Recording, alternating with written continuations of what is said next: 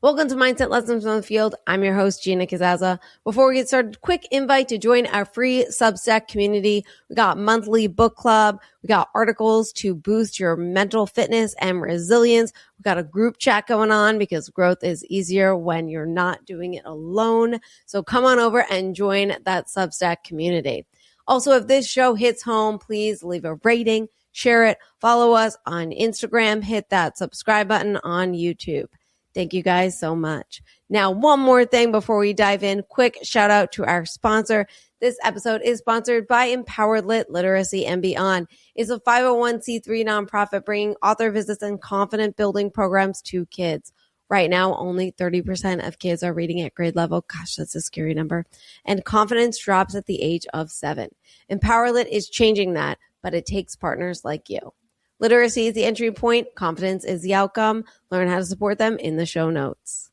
Today's guest has lived at the edge of the world and the edge of history. He is a former U.S. Navy Antarctic Pararescue team member who trained in glacier rescue, Antarctic survival, and precision skydiving. Become the 7th person to freefall over the South Pole. From off-Broadway stages to producing events at the Kennedy Center to trekking 1,100 miles across the Middle East, retracing the path of T.E. Lawrence, his life has been driven by curiosity, courage, and a search for understanding beyond headlines. He is the co-author of A Line in the Sand, an upcoming Havana Familia, and today he works with veterans and communities to preserve voice, identity, and lived experience. Ladies and gentlemen, I'm so excited to introduce you to Wells Jones. Thank you so much for being on the show. Gina, thank you. Yeah, thanks for having me on. I love, first of all, this bio.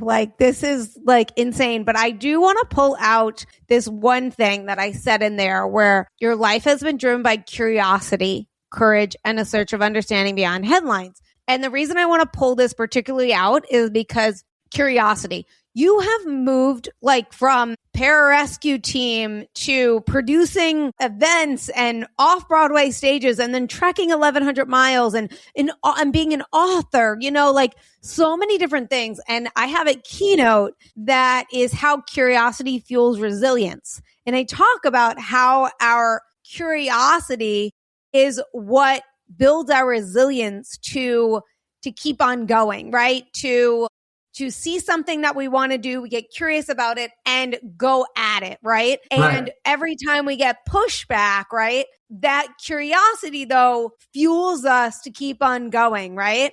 And I love how curious you are about living life. And is that something that you've always been? Have you always been super curious? And then is that what helped you to be so accomplished? I would say that it takes a lot of courage to be curious. It really does.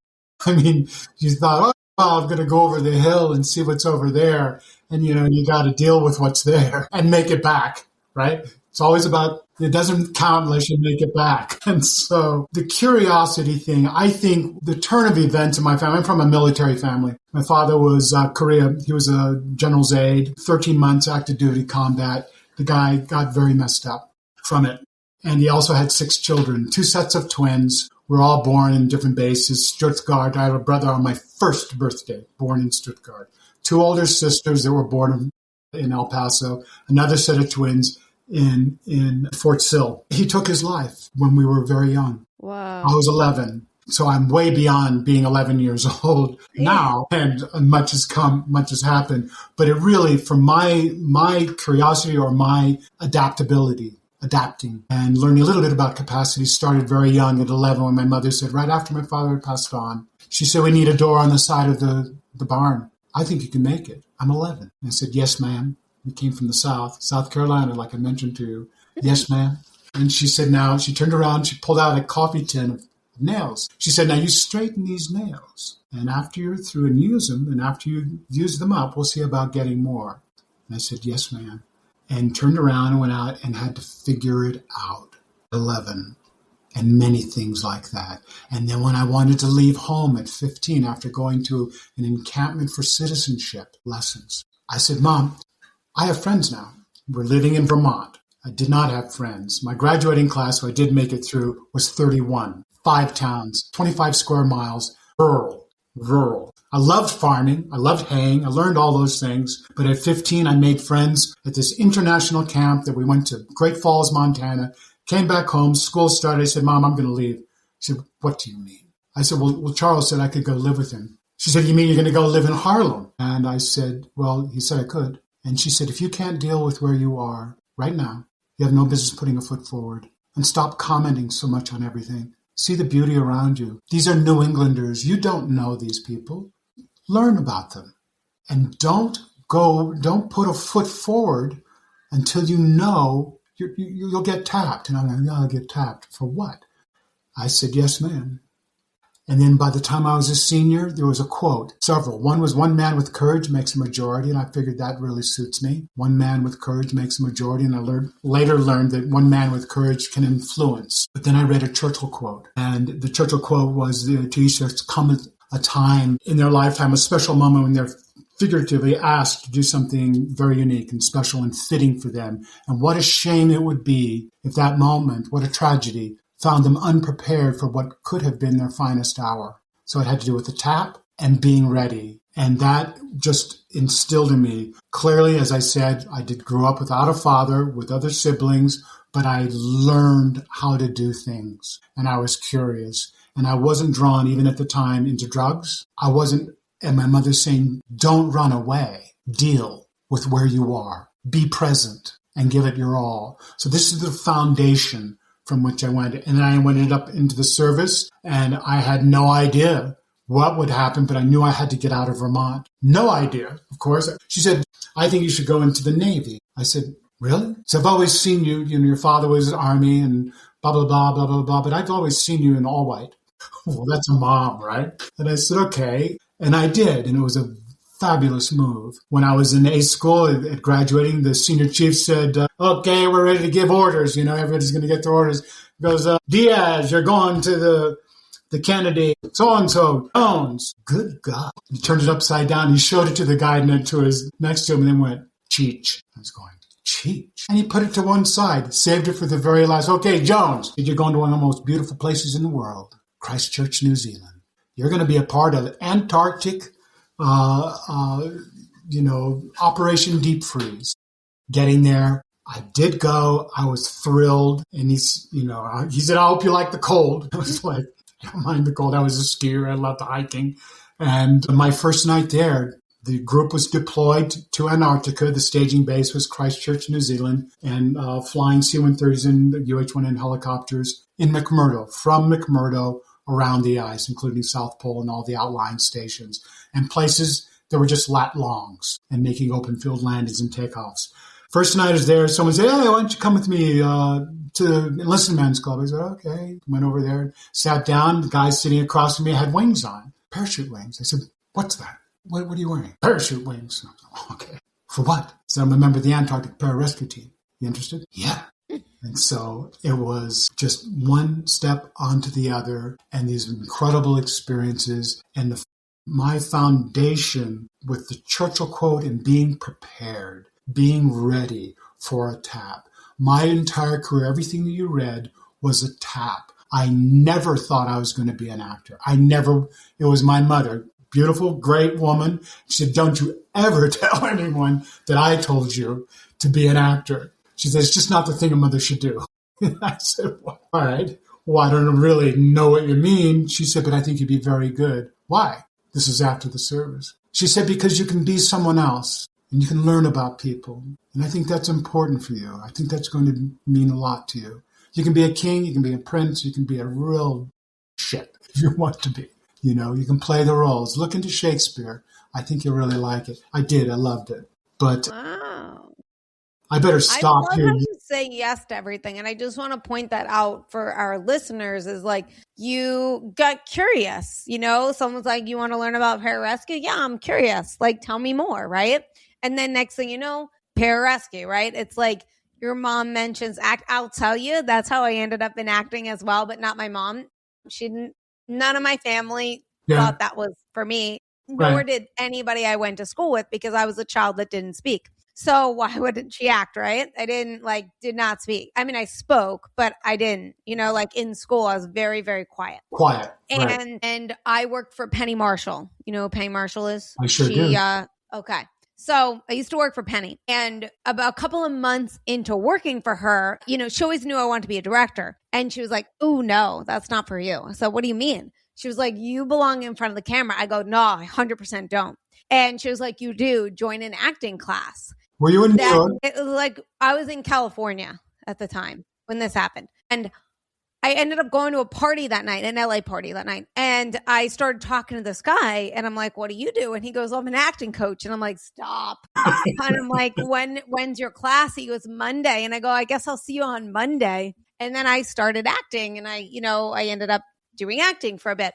And then I became a stand-up comic and all this stuff. But it was because I got curious, because I said yes. Like someone suggested it and I was like, it didn't mean that. And I want to point this out to viewers, and I'd love for you to maybe touch upon this, is like being curious and saying yes does not mean that's your end game, right? It doesn't mean like you have to make this a giant career or whatever, or it's not your identity, and I think the thing is like we tackle so much onto the identity, and also like what we want out of it, or instead of just being like, let me just explore and see how it is. Do you agree with that statement? I do. And the principles of what I learned from the service absolutely served me in acting. And what I learned in acting served me in directing. And it had to do with being present.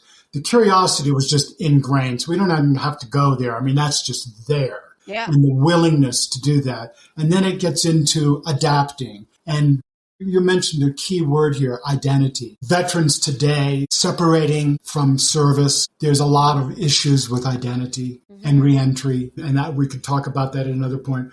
But I find that I was willing. I've been asked, well, was it difficult to go from the service into acting?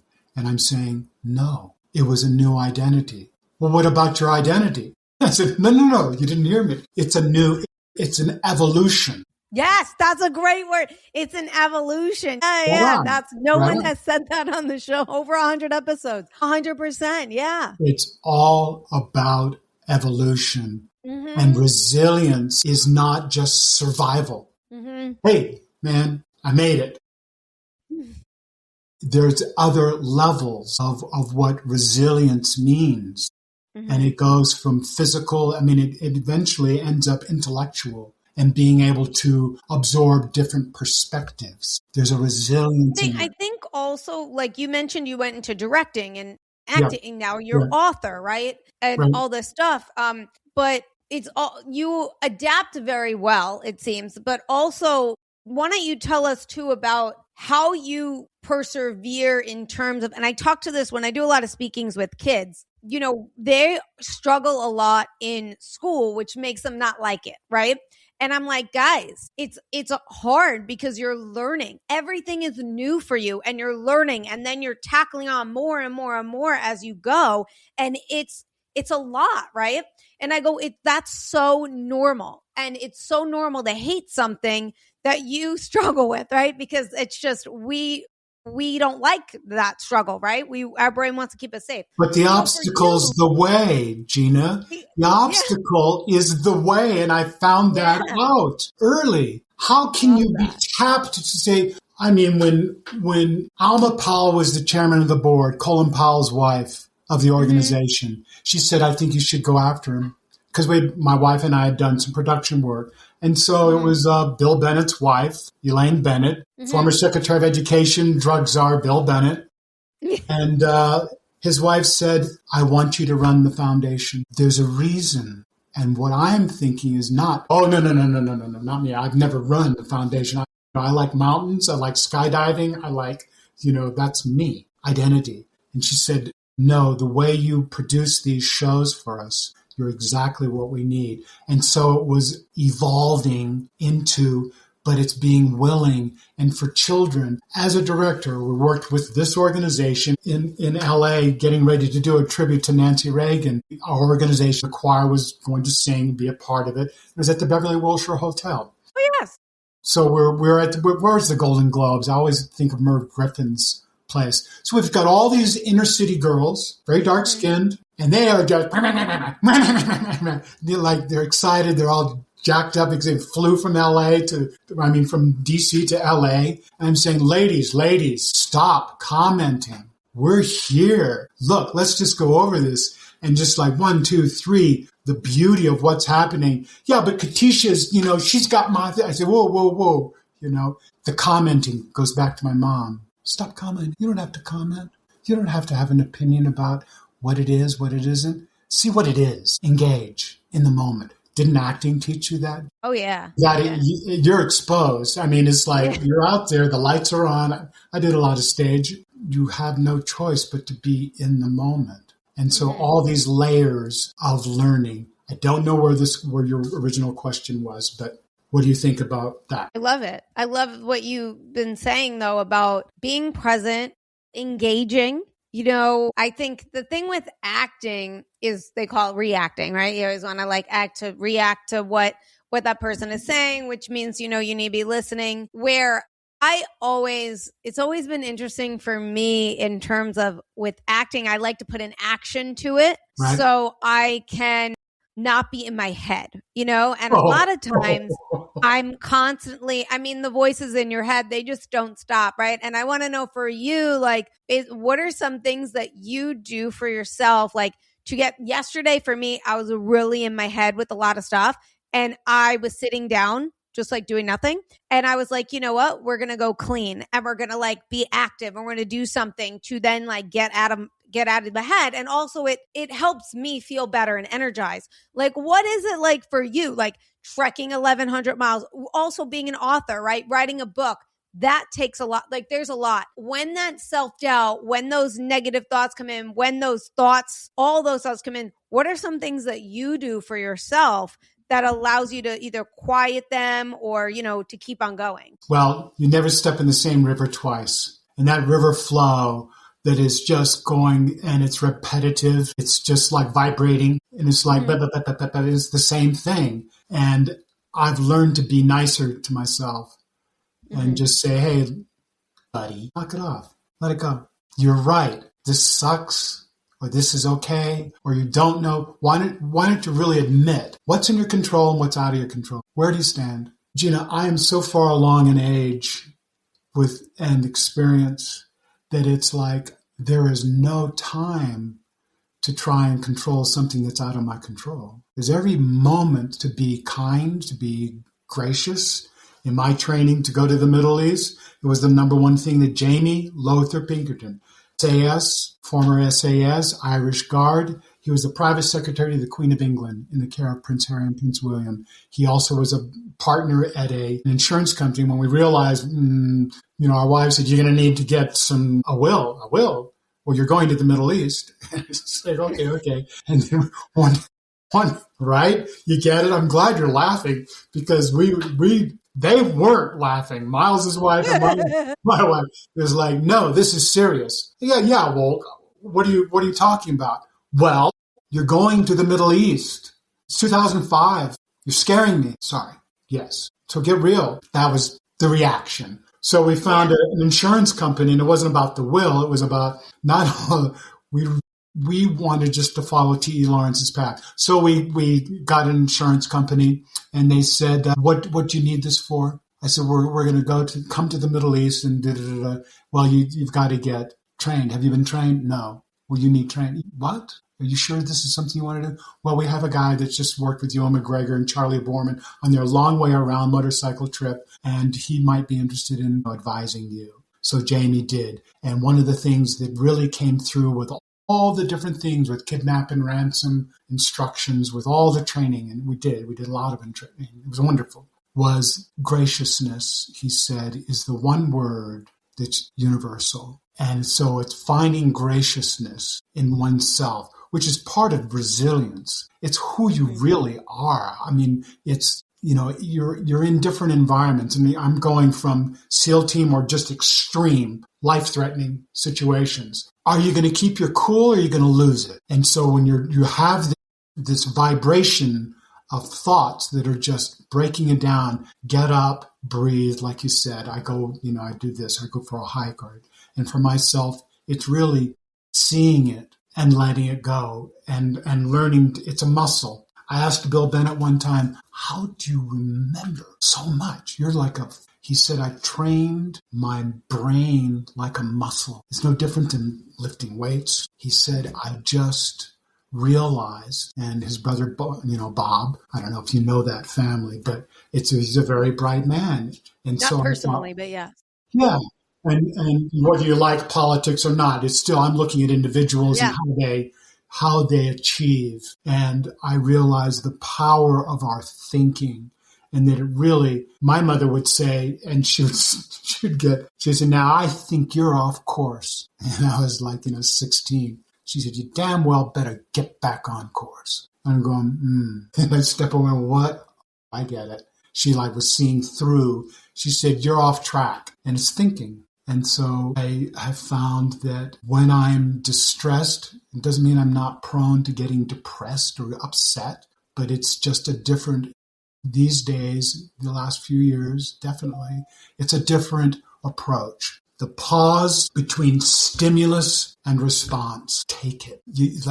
You're ready to just jump right in. It's breathe. You said so many things. I have questions, but the one thing that I thought was really interesting is you said the word politics, which, always these days it really sparks people's blood sugar, blood pressure, right? But you said whether you like their politics or not, that doesn't, we're talking about the human, right?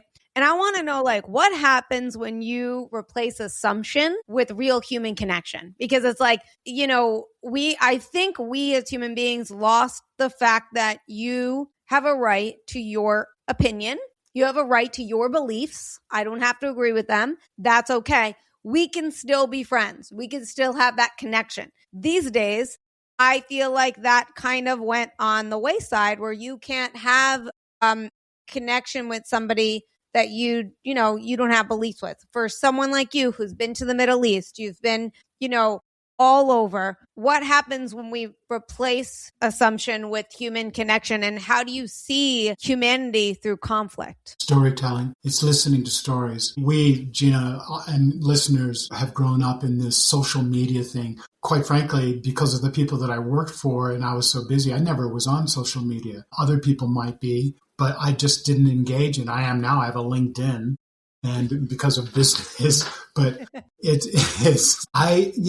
long time ago, and everybody's heard it, assumptions are making an ass out of you and me to assume, and I've had to think but I was willing to think about it. And it's I don't want to assume. We went to the Middle East to explore, to get an understanding. And so we were willing and driven by a need to listen and shut up and listen. And in order to do that, you're sitting and you're hearing stories. And I'm telling you, when you hear the stories, it doesn't matter what color, what they're wearing, what they're eating. It is their story, and you can't deny it. It's undeniable. It's their story. Their opinion, that's different.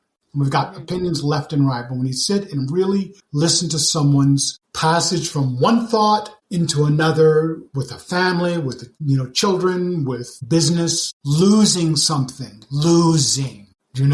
we all felt that, wanting and losing. And so it was finding empathy. And so through listening, and also when we listen, we're listening autobiographically, aren't we? When you tell me your story, I am hearing your story, but I'm seeing how I not compare, but relate to it, which makes me bond with you. And so this whole assumption thing and this whole opinion thing, I remember my boss getting so mad at me. Why the hell can't you just give me your opinion on this? I said, I don't have an opinion on it. No control over it. This is what I can do. And for me, it's inappropriate to go where you're asking me, because I don't have enough information. So assumptions, opinions. I wanted to get a deeper perspective, like the Middle East. And the same thing with the Havana book. It's about Cuba.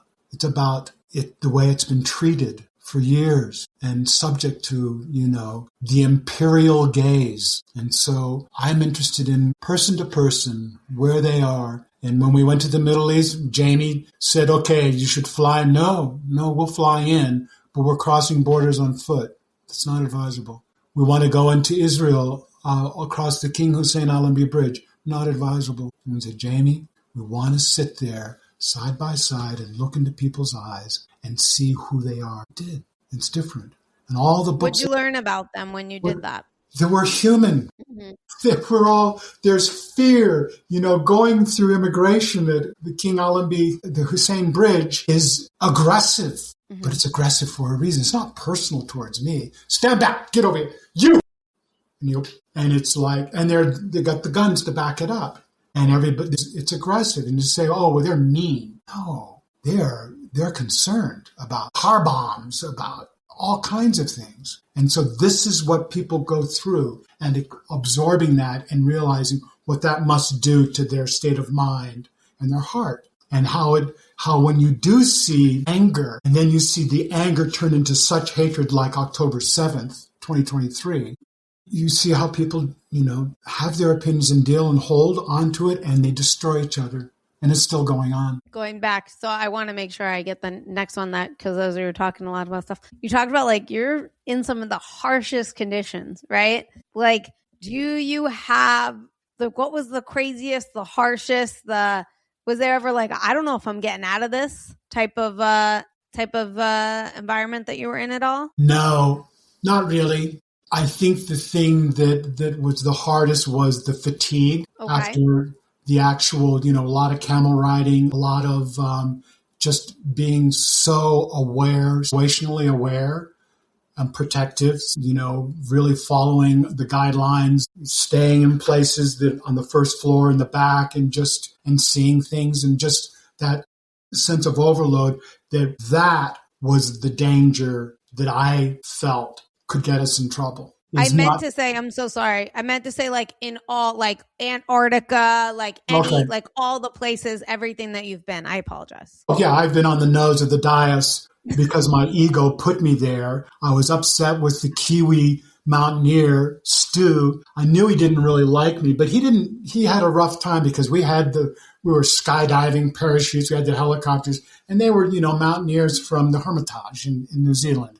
But he was teaching us technique. And he said, Paul, Tad, I was called Tad then, my mother's nickname for me, follow me. And so he was really kind of ripping along. He's not Alex Honnold, but he was definitely, we had no ropes, and we were going around the nose of the dais in the dry valleys in Antarctica. And he was first, Paul was second. And I was going, what's this? He's being a dick, And then all of a sudden I was stuck. I was hanging on. And because I was and then I started shaking. I mean, it was just horrible. Don't get too close to the rock. Hang on. And I looked between my legs, and it seemed like I was there for minutes. And my sewing machine leg, that's what we used to call it.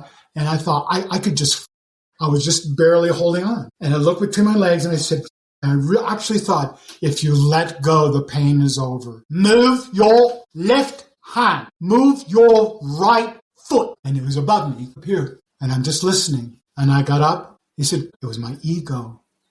My head was not in the right place. On a helicopter, sitting on a helicopter, approaching it, teaching Paul how to be a jump master. He's on the left side. I'm on the right side. Troxel's in the middle, on his knees. UH-1N helicopter pilots are young. They're a couple years older than we were. And then we just like, right up, get up, We're in California. And I didn't cable in. I was sitting in the door. I thought, now this is before seeing all the movies where everybody runs up and they just sit on the edge of the thing and it takes off.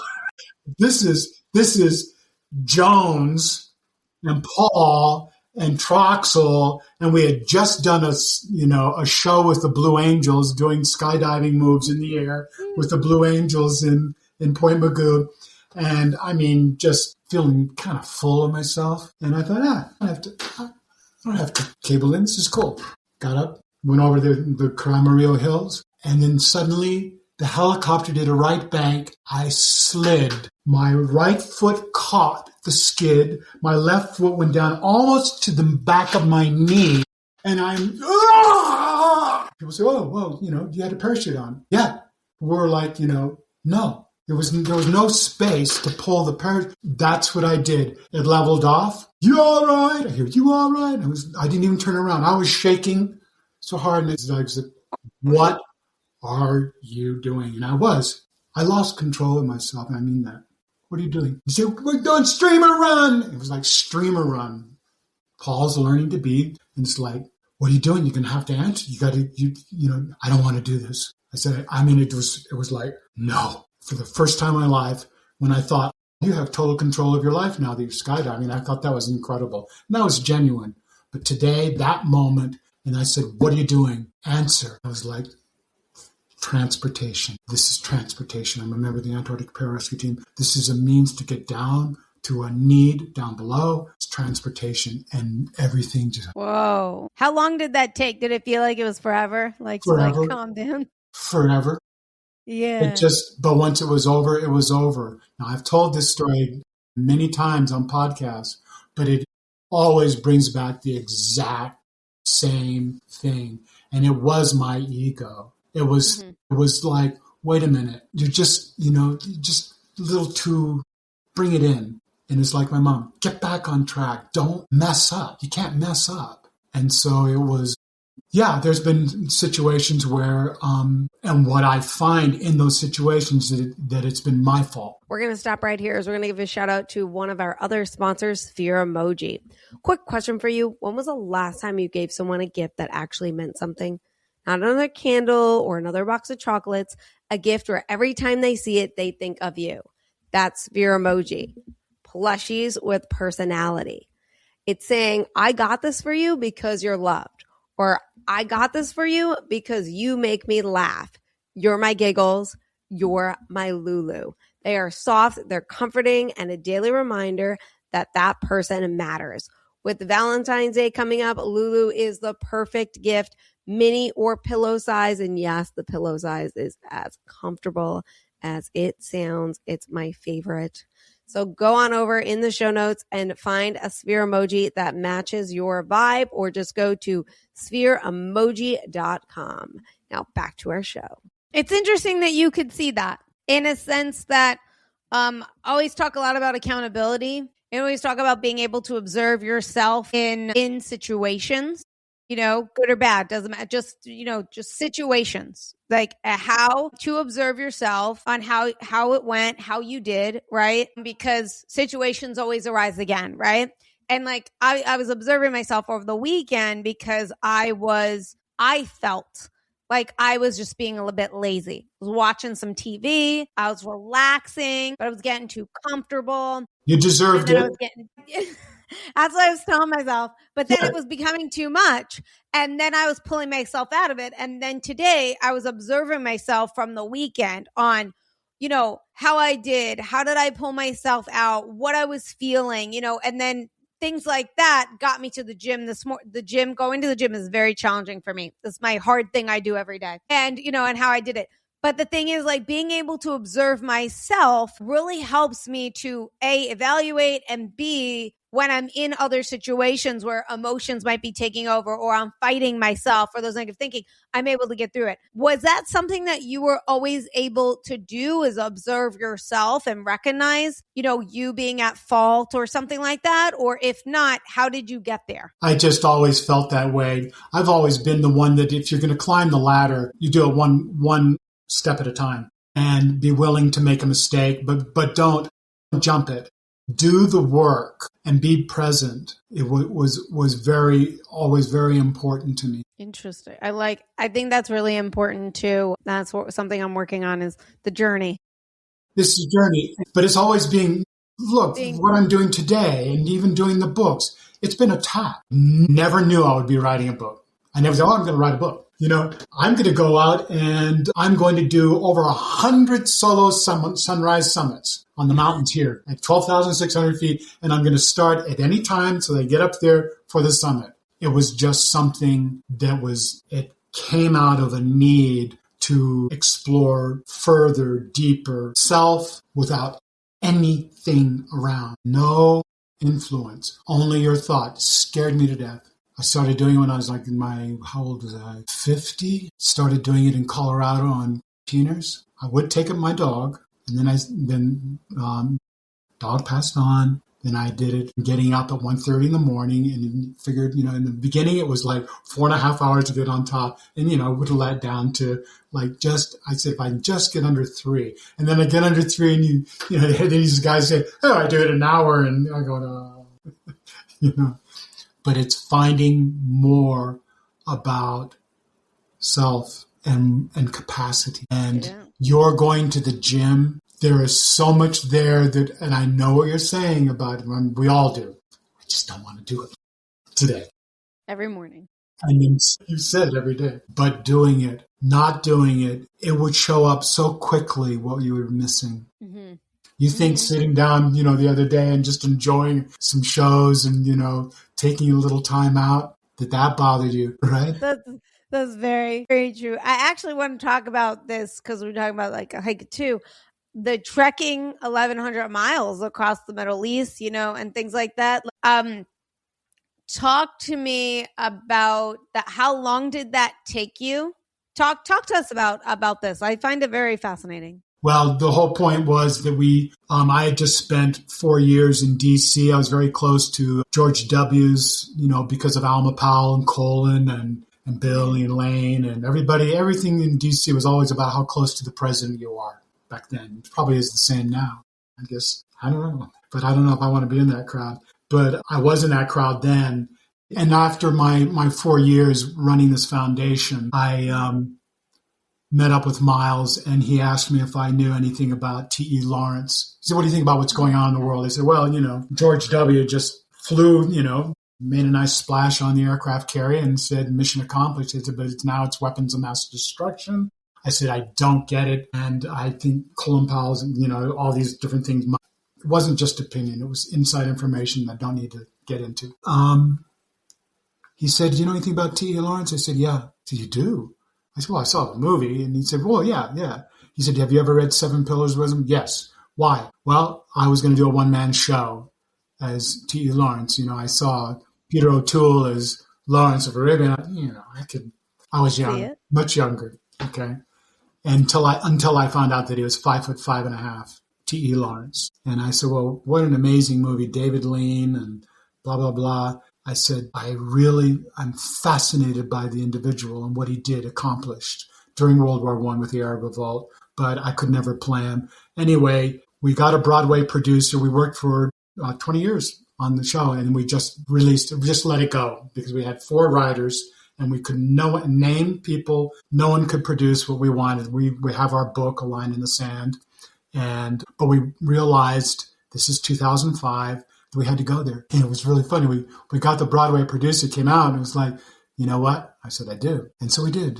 And we had to figure it out. It took 8 months training to get it together. And it included Jamie's input. And we wanted to see with our own eyes beyond the headlines of what was going on. And Lawrence was one of the few Westerners that actually loved the Middle East. He loved the tribes. He loved, and he found his he became a chivalrous knight in his own mind there. And we thought that, well, if he liked it and they liked him and he didn't try to change them, maybe there's a story that we have that people aren't hearing. And so we went. And the trek was not just on feet. It was camel, a little bit of horse, but we ended up finding a travel agency, Caruso, and we loved that. It's like, can you believe it? R. Caruso, like Robinson Crusoe. Yeah. This is all falling into place. And Jamie was very cool. Jamie Lothar Pinkerton. He's retired now, but what a great guy, and the training that he gave us and the insights and understanding cultures. He's the one that said the one word that covers it all is graciousness. Always be gracious, towards your people. And being there, it was truly about when we went through 39 checkpoints. Mm-hmm. And people say, yeah, well, you go through one, you go through them all. No, you don't. You go through one, then you go through the next one, then you go through the next one. And you're prepared to back up, to get out. Our Caruso set it up. We said, you must read 7 Pillars of Wisdom. Now, 7 Pillars of Wisdom is like 1,300 pages or something, And Bob said he would. He said, I'll do it. He said, I will do it. And so he did. And he lined it up that we had drivers. It was like Uber drivers, but not nice Uber cars. It was just individuals that were hired to take us from point A to point B and turn around and leave. And we wouldn't go forward until they turned around and left. No one knew one driver from the next driver. And so we used that, leapfrogging through. We spent 3 nights, 4 days from Aqaba through Wadi Rum. We went from Jeddah, Saudi Arabia. Mm-hmm. And that was a real trick getting into Saudi Arabia at that time in 2005 and 6 when we were going for visas. It took a very long time. Syria was just, they closed down all visas right after we got our visa. So we were able finally, it was the week before, get into the countries. And it was just set. And there was determination. There was no concern. It was just like, what do we need to do now? It's like being a producer of large-scale events, outdoor events, and you got the Neville brothers, you've got, all these people, all kinds of things come at you. You just learn to pick them off. Okay, what's next? Mm-hmm. What's next? Yeah. What's next? Yeah. You say, well, didn't that scare you? No, if it scared me, it's going to scare them more. No, you can't be. What the? No, you just, and so going to the Middle East and doing that and having passports, the American passport in 2006, and we went through these checkpoints, some checkpoints they couldn't speak English, but they see U.S., the passport. And it's like, American, holding it like and it was really pretty universal. They couldn't believe Americans were traveling, anyone American. And they would say, so sorry about 9. The governor of the Sir province, Prince Khalid bin Faisal bin Abdulaziz, invited us through. There was, an emissary that worked it out. He said, His Royal Highness Prince Khalid is inviting you to his majlis. And we're going, this is great. It's really wonderful. What is a majlis? And they said, well, the sheikhs come in from the desert and they tell him what's going on. They're the eyes and ears of the desert, of the province, which is like a state. Asir is in the southern part of Saudi Arabia. And the capital, Abha, sits at 9,000 feet. They have snow there. And they go, there's snow in Saudi? Yeah, there is. And so he invited us. We saw all these sheikhs. It was like seeing a Hollywood lineup for Moses for a biblical movie. Because, the henna, the girth and the wide belts and the, sandals and the staffs, and the beards and the layers of clothing. And they're sitting there speaking Arabic, of course. But afterwards, he came through. It was nighttime. And he stopped. We pulled to one side as he was passing with his entourage. And he says, Mr. Tad, Mr. Miles, I invite you to dinner. You will see that we are all not terrorists. And this is in 2006. And that's what it was like. At home, in Golden, Colorado, my electrician is saying, hey, I hear you going over there. I said, yeah, wait a minute, where? Told me what he did with pumpkins and towels and he said, so go get them. Temperature of Arabs and Muslims in 2005-06 it was just like, they're bad, watch out. Going there to a person, it was hand over heart. I'm so sorry about 9. We have terrorists. You have Ku Klux Klan. And so we found that it was breaking bread with people. It was willing to eat the little piece of intestine sitting on top of the goat's head when the host, who was the mayor, when you say mayor of the town, this guy was a scrawny little guy. And he says, yes, I went to Arizona, University Arizona. Well, that's very similar to Saudi. Yes. Mm. And my interpreter said, Tad, they ask you to take this piece of, don't do it. Very bad. I said, what is it? Intestine. I said, is this, he said, pointed. He said, do you like? And all eyes were on me about taking this little piece of filled intestine off the head of the goat. There were like 5 pieces there, little 1-inch things. And I did, because it's what you do. And what did it taste like? Exactly what it was. It was the most disgusting thing, but you do that to bridge cultures. Mm-hmm. Right. And so I love how you you're getting the experience that the headlines aren't saying, right? You're getting Exactly. there's a lot of fear mongering, right? And you're kind of being like, well, let's just connect with another human being and let's listen, let's learn, let's observe, and I think that's really, I mean, even in America, like for me, I grew up on Long Island and then I moved to LA and now I'm in Myrtle Beach, and it's just like very different, like each Yeah. time. And I have to learn about where I am and the people here and what's going on, and without judgment, without assumption, all that stuff. And that's very important. My mother's saying, these are New Englanders. This is 1964.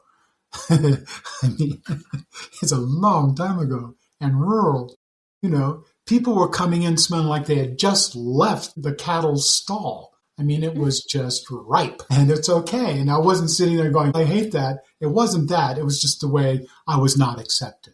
They did not accept. When I was asked in fourth grade, the teacher said, now you stand up and tell everybody your name. And I said, name's Tad Jones, Southern. And you could see, I mean, I knew something was wrong because people were like, what did he say? What? I said, Tad Jones. I said, yes, ma'am. And that just was the worst thing to do, period. You just don't. And I got out that door and my face, I was shoved into the dirt of that little playground like immediately. So I didn't even know where it came from. I have a clue. That's what it is. It's interesting too, because like you still have, like when I moved down here, they're like, oh, you're a northerner, and like they have their, they don't like the north. Not all of them are welcoming to the northerners coming down, but it's very, very interesting though, in terms of it's a whole different culture. It's a whole different, And people, their desire to claim, to plant their flag and say, get out. And when I grew up, all I heard was Flatlanders. I was going, what's a Flatlander? What are you saying? Geez, I'm calling Flatlanders. Oh, they're just coming up here and doing all that skiing, and, what are you going to do with them? And that's, people from New York and Connecticut coming up and enjoying the ski hills. Beautiful ski in Vermont. Oh my God, it's gorgeous up there. Yeah. So pretty. Santa Fe is pretty nice too. It is. It's gorgeous. Gorgeous. Yes.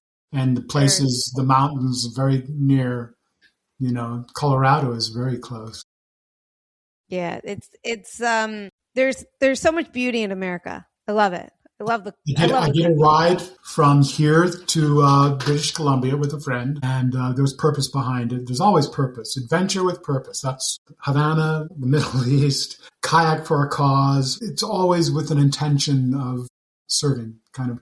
But going up into Canada from here, this country is spectacular. This country, the geography. I mean, I have a friend, I was on the phone, he's a cameraman, and he was just got back from Jackson Hole, and the Tetons, there's just so many gorgeous, spectacular, majestic, magnificent places. I say, is there a God? It's like, what? I mean, this is just whew. And we rode up on motorcycles, coming up over a rise and then just seeing this expanse of the open range. It's all that music that you hear in those big, swelling movies and stuff.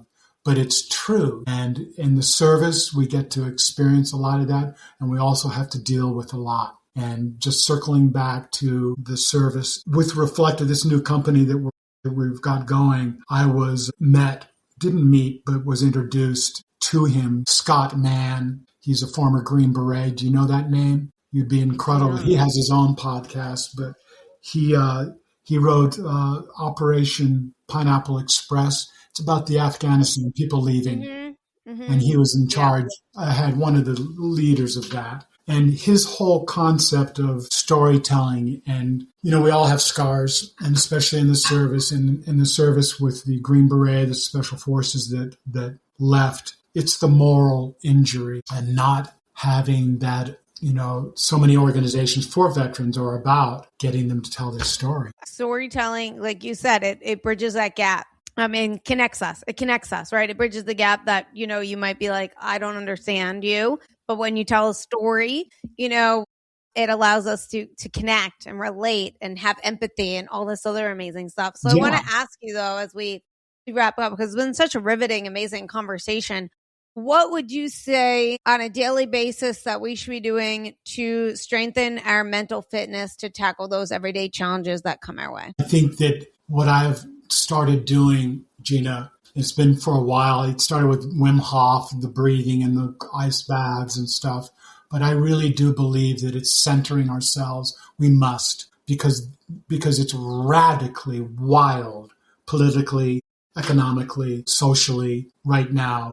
And the AI and the just opposing forces to so many things that are changing our world. It's a tsunami of things. And so I think it's vital that people have a daily practice of a breathing exercise, of a centering. Some people meditate, they do this, they do that, but just finding a way to pause and to let go of, the list, to churn. It's that churn. Mm-hmm. It's like, okay, we're in the mixing bowl and we got it. It's like, no. Turn it off, unplug it and find it. And that's why when I was saying for you, you would not want to not do that routine that you have. It has you in a very wonderful place where you are, even today, talking, being able to talk and be able to connect and move forward. Thank you so much. Thanks for being on the show. You're amazing. It's a pleasure to meet. Pleasure. Definitely. You were I loved so much. I loved learning about you. I loved hearing what you had to say. I thought it was extremely insightful. And I probably could talk to you all day. You were so great. And I really hope that our listeners got a lot out of you as well. And when does your new book plan on coming out? Well, this book, you learned from the first one. Now you're writing something, aren't you? Or you? Yeah, I'm an author. Yeah, I have 2 children's books, and I'm in the middle of writing a young adult book. I'm going to look them up. I would be very interested. I have children. They're no longer kids. I have grandkids. Oh, my train of thought. I have so many things that are zipping through my mind. You said that you were writing, you learned you have the second book, and you learned so much. We have an editor. We picked up an editor, and she's just dynamic. And it's wonderful. And so we have 2 major publishers looking at it. And we published on Amazon, and we're ready to do Puppy, on Amazon. Again, it's not about money. It's about getting the story out. And especially now with Venezuela.